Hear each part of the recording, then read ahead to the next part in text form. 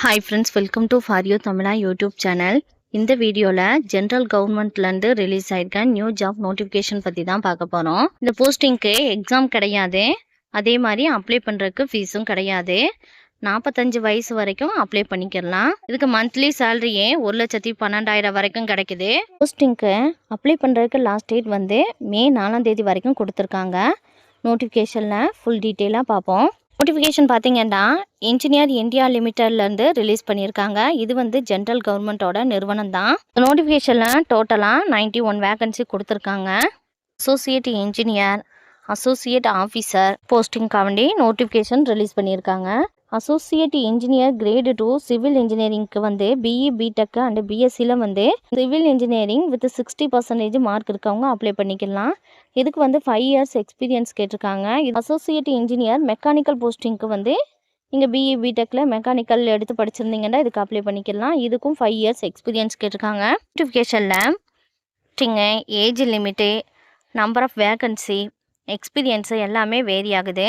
நீங்கள் எந்த degree complete பண்ணியிருக்கீங்கன்னு பார்த்து அப்ளை பண்ணுங்கள். பிஎஸ்சியில் இன்ஜினியரிங் முடித்தவங்க அப்ளை பண்ணுற மாதிரி போஸ்டிங் கொடுத்துருக்காங்க. ஒவ்வொரு போஸ்டிங்க்கும் தகுந்த மாதிரி சேல்ரி வந்து வேரி ஆகுது. இன்ஜினியர் கிரேடு 4க்கு வந்து 1,12,000 வரைக்கும் சேல்ரி கொடுக்குறாங்க. ப்ளஸ் அலவன்ஸும் இருக்குதுன்னு சொல்லியிருக்காங்க. இந்த போஸ்டிங் பார்த்தீங்கன்னா ஃபிக்ஸ்டு டேர்ம் பேசிஸில் 1 to 2 இயர்ஸ்க்கு செலக்ட் பண்ணுறாங்க. எக்ஸ்டெண்ட் பண்ணாலும் பண்ணுவாங்கன்னு சொல்லியிருக்காங்க. மேக்ஸிமம் 3 இயர்ஸ் வந்து எக்ஸ்டெண்ட் பண்ணுவாங்கன்னு சொல்லியிருக்காங்க.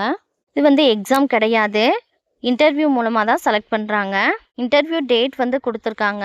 மே 11லேருந்து 15, 18லேருந்து 22, 25 to 29ஆம் தேதி வரைக்கும் கொடுத்துருக்காங்க. இன்டர்வியூக்கு என்னென்ன டாக்குமெண்ட் எல்லாம் எடுத்துகிட்டு போகணுன்னு சொல்லி லிஸ்ட் அவுட் பண்ணியிருக்காங்க. இந்த ஜாப்க்கு எப்படி அப்ளை பண்ணணும்னு சொல்லி ஸ்டெப் பை ஸ்டெப்பாக கொடுத்துருக்காங்க. இந்த ஜாப் பார்த்தீங்கன்னா ஆன்லைனில் தான் அப்ளை பண்ண முடியும். அப்ளை லிங்க்கும் நோட்டிஃபிகேஷன் லிங்க்கும் டிஸ்கிரிப்ஷனில் கொடுக்குறேன், நீங்கள் அப்ளை பண்ணிக்கோங்க.